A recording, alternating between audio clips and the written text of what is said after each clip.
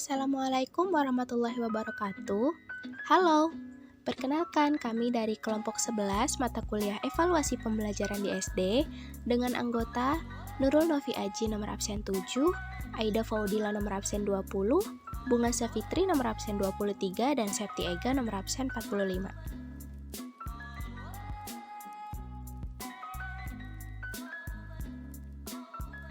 Kali ini kelompok kami akan membahas materi mengenai prosedur pembuatan perangkat non-tes, uji validasi, dan praktek pengembangan perangkat non-tes dan validasi.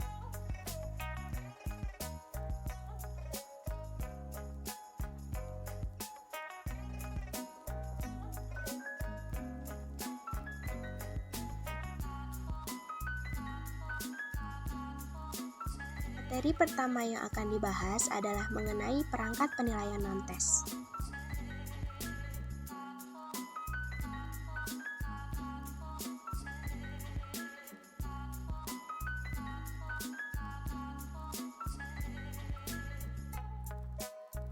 Penilaian non-tes.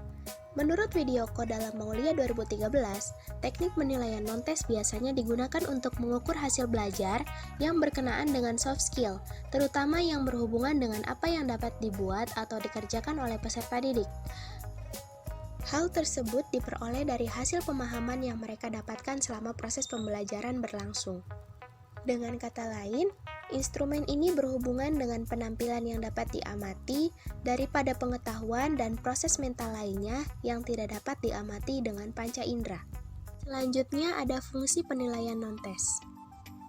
Penilaian non-tes yang dikemukakan oleh Hashim 2013, penilaian non-tes berfungsi antara lain sebagai berikut. Yang pertama, alat ukur mengetahui tercapai tidaknya tujuan instruksional. Yang kedua, umpan balik bagi perbaikan proses belajar mengajar. Perbaikan mungkin dilakukan dalam hal tujuan instruksional, kegiatan siswa, strategi mengajar guru, dan lain-lain. Yang ketiga, dalam menyusun laporan pengajuan belajar peserta didik kepada orang tuanya, dalam laporan tersebut dikemukakan kemampuan dan kecakapan belajar siswa dalam berbagai bidang studi dalam bentuk nilai-nilai prestasi yang didapatinya. Yang keempat, dapat memberikan pertanggungjawaban dari pihak sekolah pada pihak-pihak lain karena diperoleh langsung dari proses belajar baik di kelas, laboratorium, lapangan, dan lain-lain.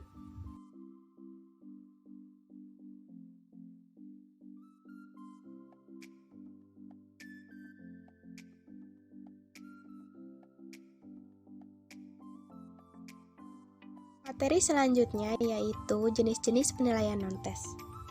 Terdapat 7 jenis penilaian non-tes yang kami temukan. Yang pertama itu ada pengamatan atau observasi, yang kedua skala sikap dan skala rentang, yang ketiga checklist, yang keempat wawancara, yang kelima riwayat hidup, yang keenam catatan anekdot, dan yang ketujuh autobiografi. Oke, kita bahas satu persatu ya mengenai jenis-jenis penilaian non-tes tersebut. Yang pertama, pengamatan atau observasi. Pengamatan atau observasi adalah suatu teknik yang dilakukan dengan cara mengadakan pengamatan secara teliti serta pencatatan secara sistematis. Selanjutnya, observasi dibedakan menjadi 3 macam. Yang pertama ada observasi partisipatif dan non-partisipatif. Yang kedua, observasi sistematis dan non-sistematis. Dan yang ketiga, observasi eksperimental. Observasi partisipatif. Observasi partisipatif adalah observasi di mana orang yang mengobservasi atau observer ikut ambil bagian dalam kegiatan yang dilakukan oleh objek yang diamatinya. Sedangkan observasi non-partisipatif adalah observer tidak mengambil bagian dalam kegiatan yang dilakukan oleh objeknya, atau evaluator berada di luar garis seolah-olah sebagai penonton belaka. Selanjutnya, observasi sistematis dan observasi non-sistematis.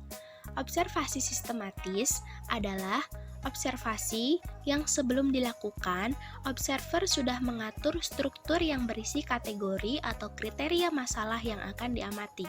Sedangkan observasi non-sistematis yaitu apabila dalam pengamatan tidak terdapat struktur kategori yang akan diamati. Contoh dari observasi sistematis, misalnya guru yang sedang mengamati anak-anak menanam bunga. Nah, sebelum observasi tersebut dilakukan, guru sudah membuat kategori-kategori yang akan diamati, misalnya tentang kerajinan, kesiapan, kedisiplinan, ketangkasan, kerjasama, dan kebersihan. Kemudian, kategori tersebut dicocokkan dengan tingkah laku murid dalam penanaman bunga. Kalau observasi non-sistematis, maka guru tidak membuat kategori di atas, tetapi langsung mengamati anak yang sedang menanam bunga. Yang ketiga yaitu observasi eksperimental. Nah, observasi eksperimental ini adalah observasi yang dilakukan secara non-partisipatif tetapi sistematis. Tujuannya untuk mengetahui atau melihat perubahan gejala-gejala sebagai akibat dari situasi yang sengaja diadakan.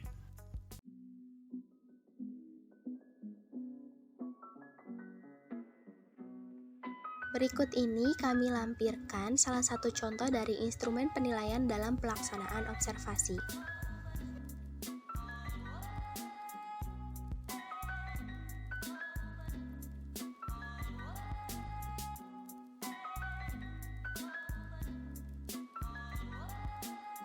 Jenis-jenis penilaian non-tes yang kedua adalah skala sikap dan skala rentang. Skala menggambarkan suatu nilai yang berbentuk angka terhadap suatu hasil pertimbangan. Berikut kami lampirkan contoh penilaian observasi skala sikap.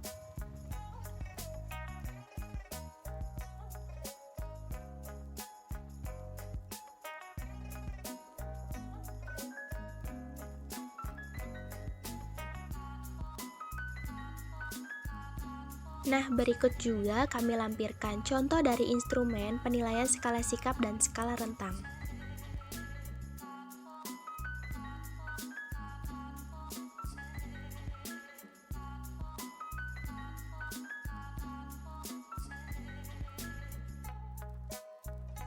Jenis penilaian non-tes yang ketiga adalah kuesioner atau angket. Kuesioner pada dasarnya adalah sekumpulan daftar pertanyaan yang harus dijawab oleh objek yang akan diukur atau responden. Data yang dapat diketahui bisa berupa data diri, pengalaman, pengetahuan, sikap, dan lain sebagainya. Berikut kami lampirkan kisi-kisi yang digunakan untuk menyusun kuesioner. Dan kami lampirkan juga contoh kuesioner tentang minat belajar mata pelajaran matematika yang diisi oleh siswa.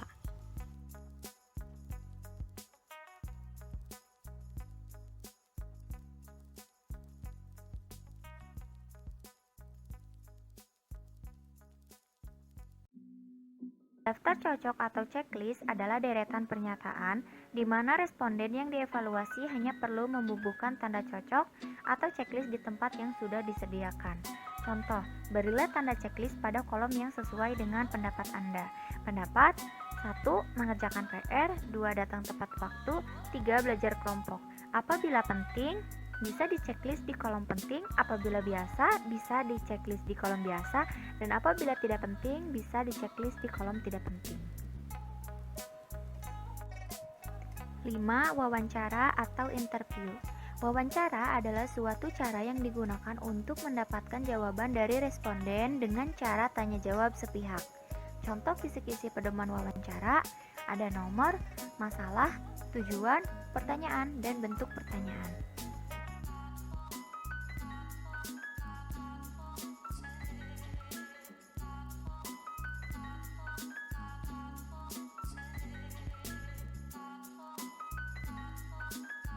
Yang keenam, riwayat hidup.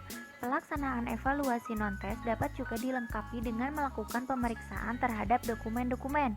Misalnya dokumen yang memuat riwayat hidup peserta didik maupun orang tua. Misalkan tempat dan tanggal lahir, alamat tinggal, riwayat pendidikan, dan lain sebagainya. 7. Catatan anekdot, yaitu catatan otentik hasil observasi yang menggambarkan tingkah laku murid atau kejadian dalam situasi khusus. Bisa menyangkut individu juga kelompok. Dengan menggunakan catatan anekdot, guru dapat memperoleh pemahaman yang lebih tepat tentang perkembangan anak, memperoleh pemahaman tentang sebab-sebab dari gejala tingkah laku murid, memudahkan dalam menyesuaikan diri dengan murid.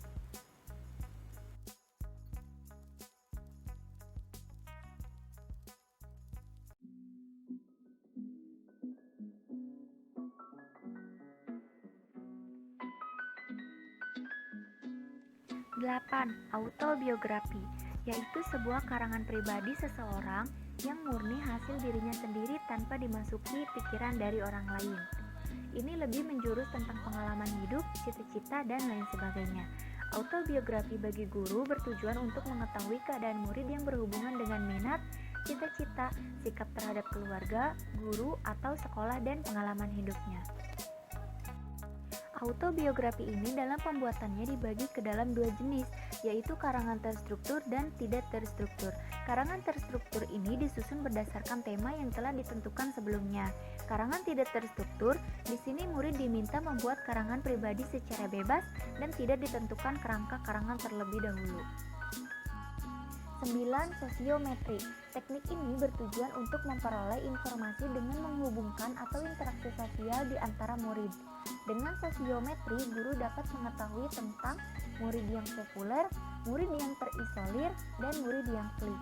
Sosiometri juga dapat digunakan untuk memperbaiki hubungan insani di antara anggota-anggota kelompok tertentu, menentukan kelompok kerja, meneliti kemampuan memimpin seorang individu dalam kelompok tertentu untuk suatu kegiatan tertentu.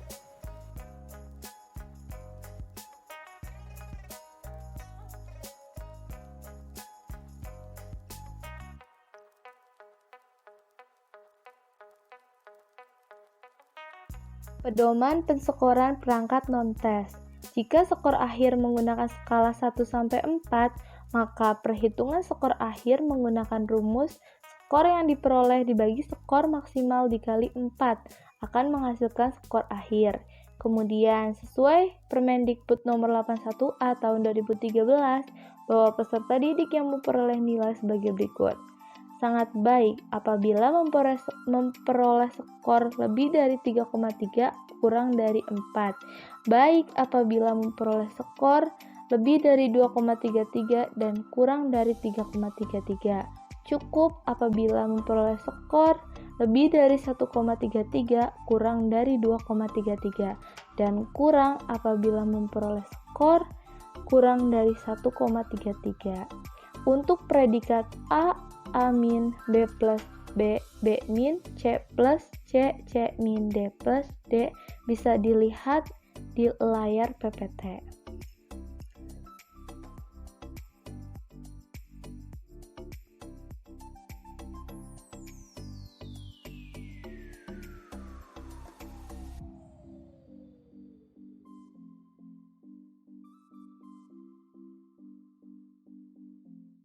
Pembahasan kedua ada uji validitas isi.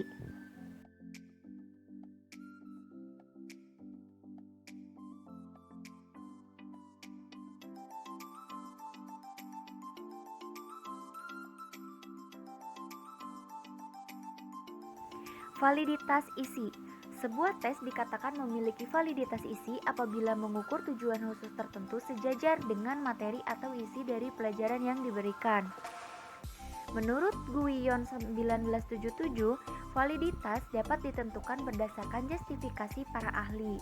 Validitas juga ditentukan oleh ketepatan dan kecermatan pengukuran.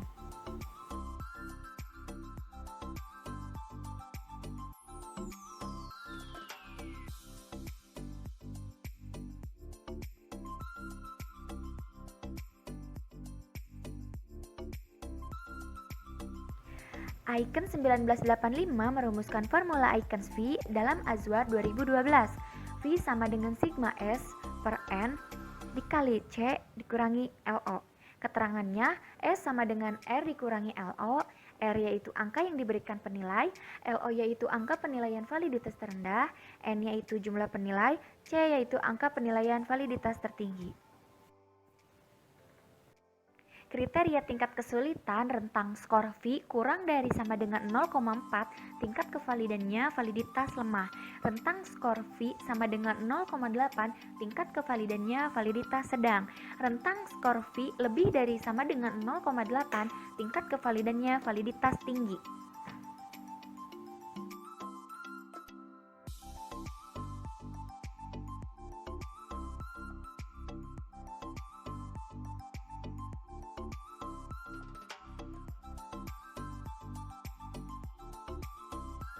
Bahasan 3 mengenai uji validitas banding.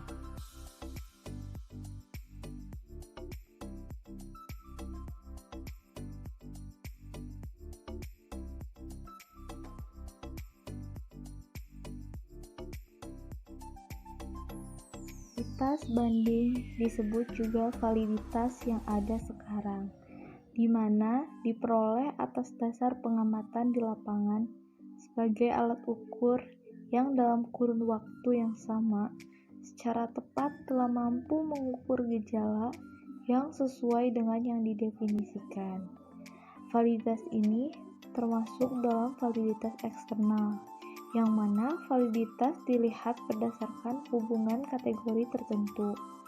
Tinggi rendahnya validitas instrumen bergantung pada hasil perhitungan koefisien korelasi. Sedangkan untuk rumus korelasi, yaitu menggunakan produk moment percent yang dilambangkan dengan R, dapat ditulis dengan sebagai berikut. Rxy, di mana Rxy sebagai koefisien korelasi sama dengan N dikali sigma Xy dikurangi sigma X dikali sigma Y dibagi akar N dikali sigma X kuadrat dikurangi sigma X dikuadratin dikali N dikali sigma Y kuadrat dikurangi sigma Y dikuadratin.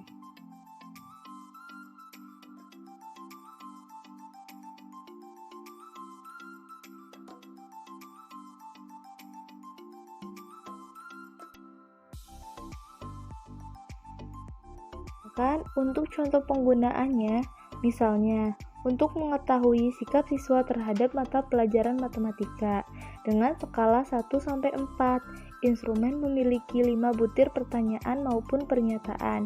Instrumen tersebut diberikan kepada 10 siswa. Diperoleh data sebagai berikut yang tertera pada layar PPT. Kemudian, misalnya akan dihitung validitas butir nomor 2. Maka skor butir nomor 2 tersebut disebut dengan variabel X atau alat pembanding, dengan skor total dari hasil uji coba disebut dengan variabel Y. Selanjutnya, perhitungan dilakukan dengan menggunakan rumus korelasi produk moment percent dengan menggunakan angka kasar. Hal ini juga menggunakan perhitungan manual dengan rumus. Sedangkan perhitungan validitas bisa juga menggunakan Microsoft Excel ataupun SPSS.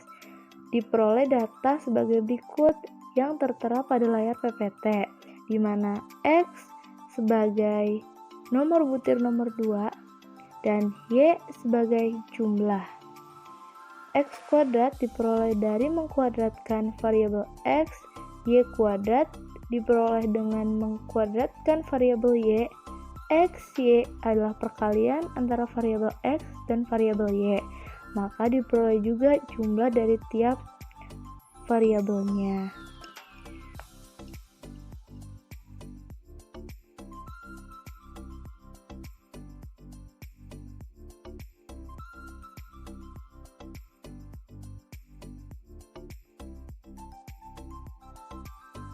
Kemudian, berdasarkan data-data hasil perhitungan yang di atas, selanjutnya perhitungan berdasarkan rumus korelasi produk moment percent dengan menggunakan angka kasar, maka diperoleh Rxy sebesar 0,534. Koefisien validitas butir nomor 2 diperoleh hasil 0,534 ditafsirkan sebagai validitas sedang yang merujuk pada peraturan validitas.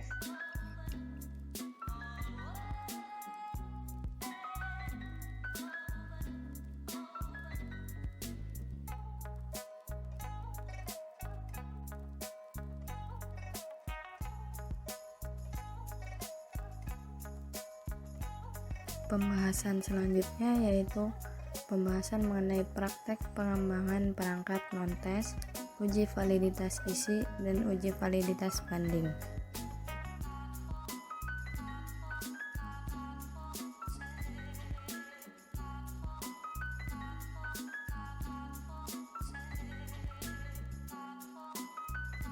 Jenis penilaian non-tes yang kelompok kami gunakan yaitu kuesioner atau angket. Sebelum membuat angket, sebaiknya membuat kisi-kisi terlebih dahulu.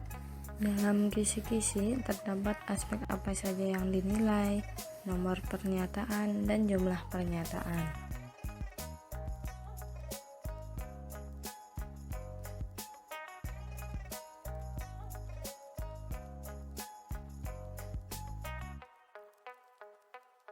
Selanjutnya ada angket instrumen penilaian yang telah kelompok kami buat. Dalam angket ini berisi tentang identitas, meliputi nama, sekolah, dan kelas. Kemudian ada petunjuk pengisian angket. Selain itu ada juga pernyataan atau pertanyaan yang harus dijawab oleh siswa.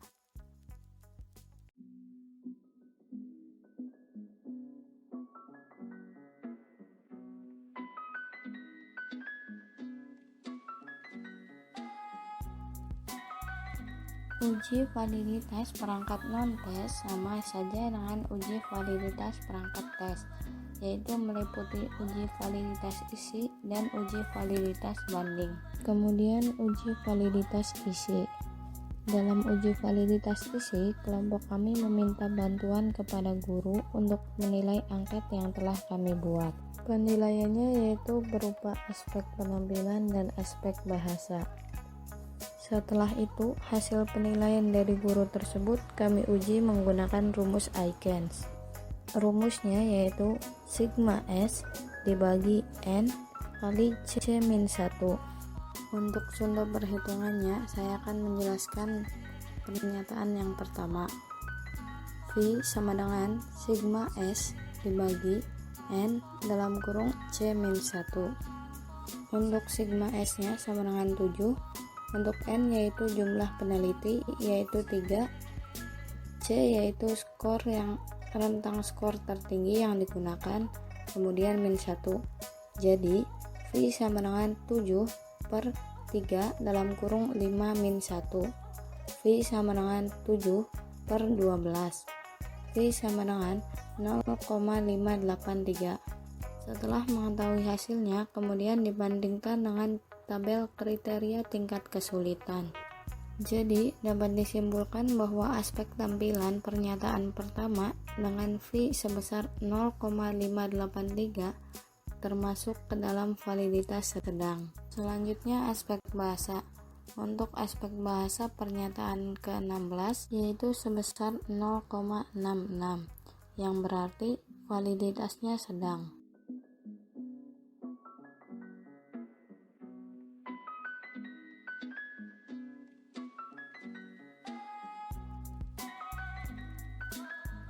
Kemudian ada validitas banding menggunakan rumus korelasi produk momen. Untuk variabel X menggunakan skor siswa pada pernyataan ke-1. Kemudian untuk variabel Y menggunakan jumlah skor siswa pada semua pernyataan. Setelah melakukan perhitungan, maka didapatkan hasil bahwa koefisien korelasi dari pernyataan nomor 1 sebesar 0,341428. Yang berarti validitas tersebut termasuk ke dalam validitas rendah atau kurang.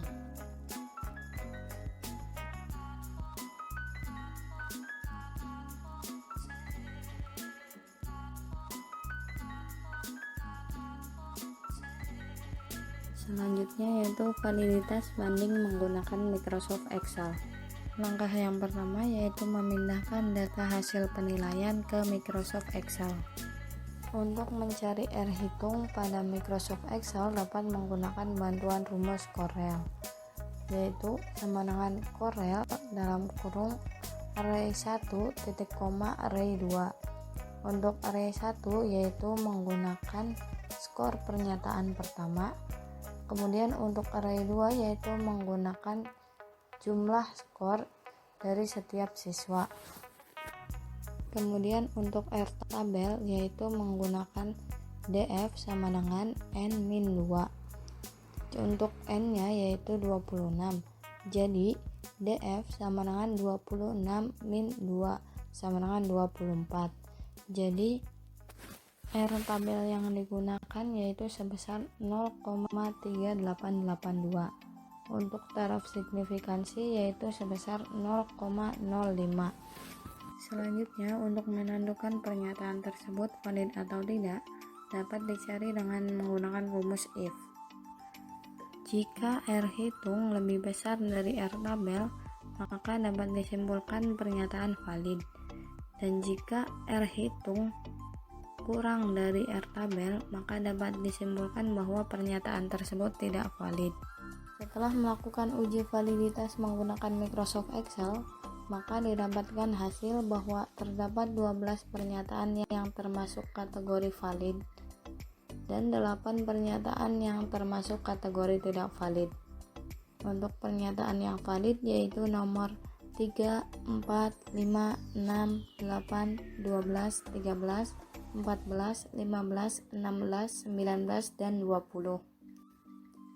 Dan pernyataan yang tidak valid yaitu nomor 1, 2, 7, 9, 10, 11, 17, dan 18.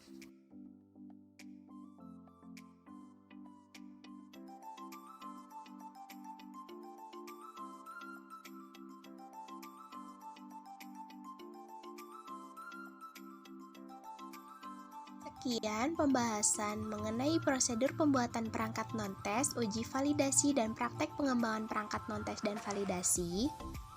Mohon maaf bila ada kekurangan dan salah kata. Semoga teman-teman mengerti ya.